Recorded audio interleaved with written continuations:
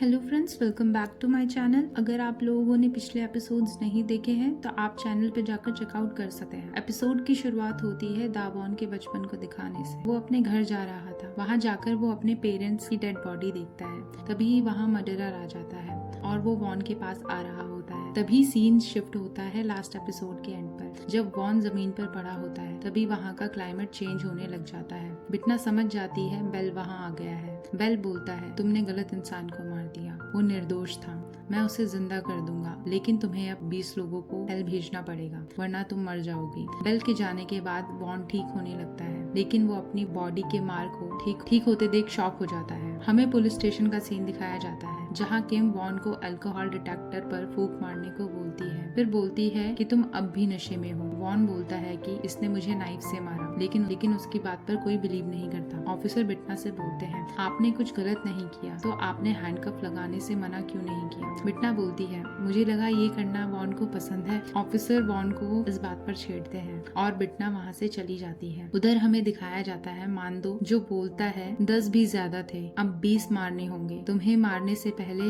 Sure होना चाहिए था। तब वो बोलती है, ये सब छोड़ो और आगे सोचो। तभी वहाँ वेट्रेस आती है और उनसे बात करते करते बिटना पर नाइफ रखती है और बोलती है, पहचाना मुझे, मैं ग्रेमरी हूँ। तो वो बोलती है, तुम्हारी वजह से मैं यहाँ हूँ, उस इनोसेंट ह्यूमन को पनिश करने की वजह से। तभी मांदो उसको बताता है कि ये जस्टिका है। ये सुनते ही वो खुश हो जाती है और उससे सॉरी बोलती है। सीन शिफ्ट होता है, वहाँ हमें ये तीनों दिखाए जाते हैं। ग्रेमरी बिटना को बोलती है वो उसकी हेल्प करेगी। बिटना बोलती है, तुम्हें भी तो 2 लोगों को मारना है। वो बोलती है, ये तो मेरे बाएं हाथ का खेल है। उधर मांदो बोलता है, मुझे यहाँ अच्छा नहीं लग रहा, मैं जाता हूँ। तो बिटना उसे जाने की परमिशन दे देती है। उधर हमें तेओ कंपनी दिखाते हैं। ची वोंग अपने बेटे से मिलने आता है। वो उन्हें अपने प्रोजेक्ट के बारे में बताता है कि सबने कॉन्ट्रैक्ट साइन कर लिया है, बस एक को छोड़ के। और वो बोलता है कि वो बिटना है। उसके डैड उसे बिटना से मिलने का बोलते हैं। नेक्स्ट सीन हमें पुलिस स्टेशन का दिखाते हैं जहाँ किम बोलती है कि तुम्हें बिटना अजीब नहीं लगती, कुछ तो है, वो कोई ऑर्डिनरी पर्सन नहीं लगती है। फिर किम हमें बताती है कि वॉन आज लीव पर है। हमें वॉन को दिखाते हैं जो अपना चेकअप करवाता है। डॉक्टर बोलती है, तुम बिल्कुल ठीक हो, तुमने ज्यादा ड्रिंक कर ली है इसीलिए तुम्हें ऐसा लग रहा होगा। लेकिन वो बोलता है वो मरकर सच में वापस आया है। तो वो रिपोर्ट बना देती है और उसको डिल्यूजनल डिसऑर्डर लिखकर दे देती है। फिर वो बिटना के पास जाता है और पूछता है, तुम कौन हो। बिटना बोलती है, मैं हेल से आई हूँ और मैं डीमन हूँ। वो बिलीव नहीं करता। बिटना उसको अपना मैजिकल नाइफ दिखाती है और बोलती है, तुम सुबह सच में मर गए थे। वॉन कैमरा देता है। बिटना उसको डिस्ट्रॉय कर देती है और बोलती है, यहाँ कोई कैमरा नहीं है, ना तुम मुझे रिकॉर्ड कर सकते हो, और उसकी रिकॉर्डिंग डिलीट कर देती है। वॉन पूछता है, तुमने मुझे क्यों मारा। बिटना बोलती है, जो हुआ भूल जाओ और अपनी नॉर्मल लाइफ जियो, तुम पर कोई यकीन नहीं करेगा, और वहाँ से चली जाती है। हमें रात का सीन दिखाया जाता है। वॉन बिटना के बारे में सर्च कर रहा होता है। तभी पास्ट का सीन दिखाया जाता है जिसमें ऑफिसर वॉन का स्टेटमेंट ले रहे होते हैं, लेकिन वॉन एक प्रॉपर स्टेटमेंट ना देने की वजह से वो उसकी बात पर यकीन नहीं करते। नेक्स्ट सीन में एक फैमिली कार से कहीं जा रही होती है। उस कार में एक बच्चा होता है जिसका नाम जीहो होता है। तभी उनकी कार नदी में गिर जाती है। कार धीरे धीरे पानी में डूबने लगती है। तभी जीहो की मॉम जीहो को निकालने लगती है, किनारे पर ले जाती है। वो हांसू को बचाने वापस पानी में जाती है। कार पूरी तरीके से पानी में डूब गई होती है। कोशिश करने पर भी वो अपने पति को नहीं बचा पाती। वो लोगों से मदद भी मांगती है, लेकिन तब तक उसके पति की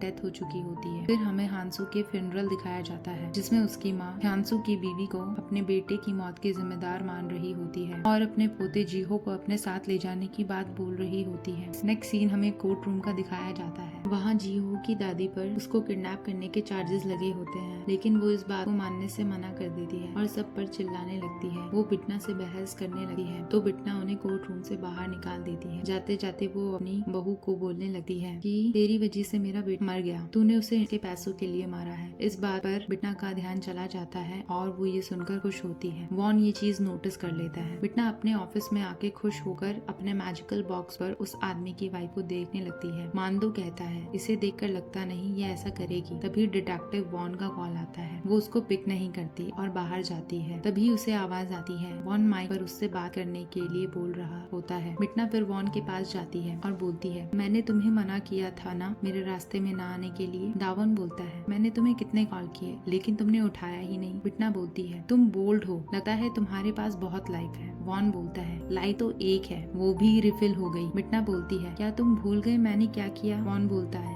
भूला तो नहीं हूँ, लेकिन तुम्हें जानना चाहता हूँ कि तुमने ये क्यों किया, तो चलो एक वीक के लिए मिलते रहते हैं। ये सब वहाँ बिटना के ऑफिस वाले भी सुन लेते हैं तो उनको कुछ और लगने लगता है। बिटना गुस्से में वहाँ से चली जाती है। वही सीन शिफ्ट होता है जीहो की मॉम पे, जो कि एक प्राइमरी टीचर होती है और वो बच्चों को पढ़ा रही होती है। तभी वहाँ बिटना आती है और अपने फोन की स्क्रीन दिखाकर पूछती है कि क्लास कब ओवर होगी। फिर हमें उन दोनों को ग्राउंड पे दिखाया जाता है। बिटना उससे बोलती है, तुमने अपनी सास पर केस क्यों नहीं किया, तुम्हें ऐसे मारने के लिए। वो बोलती है कि तुमने तो उन्हें देख ही लिया है, जितना उन्हें प्रोवोक करोगे वो उतनी ही डेंजरस हो जाती है। बिटना बोलती है कि ऐसी औरत ने तुम्हारे बच्चा ले लिया है, तुम उसे रहने कैसे दे रही हो। तो वो बोलती है, मैं उन्हें थोड़ा टाइम दे रही हूँ जीहो के साथ रहने के लिए, ट्रायल के बाद मैं जीहो को रख लूंगी। बिटना बोलती है, तुम्हारा टॉलरेंस हाई है जो तुम्हारे प्रोफेशन में भी है। तभी बच्चों की फुटबॉल बिटना के पास आती है। वो एक किक करती है जिससे वो बॉल गोल में चली जाती है और बच्चे ये देख बड़ा खुश होते हैं। वो लेडी बिटना से पूछती है, तुम यहाँ क्यों आई थी। बिटना बोलती है, तुम्हारी मदर इन लॉ ने वो इंश्योरेंस वाली बात बोली थी इसीलिए। तो वो बोलती है, जी हो लास्ट ईयर मेरी क्लास में ही था, मुझे पता चला जब वो 2 साल का था उसकी मॉम की डेथ हो गई थी, तभी से मैं उसमें ज्यादा ध्यान देने लग गई और उसके फादर से बात करने लगी और इसी बीच मुझे वो पसंद आ गए। वो एक हैप्पी मैरिज लाइफ थी, मैंने कभी ऐसा सोचा भी नहीं था कि ऐसा होगा। तभी बिटना बोलती है, तुम्हारी मैरिज को सिर्फ 6 मंथ ही हुए थे ना। तो वो लेडी इस पर हाँ बोलती है और बहुत सैड होकर बोलती है, पता नहीं मेरे साथ ही ऐसा दोबारा क्यों हो रहा है। बिटना पूछती है कि तुम जीहो को रखने के लिए इतना इंसिस्ट क्यों कर रही हो। वो बोलती है कि मेरी मदर इन लॉ ने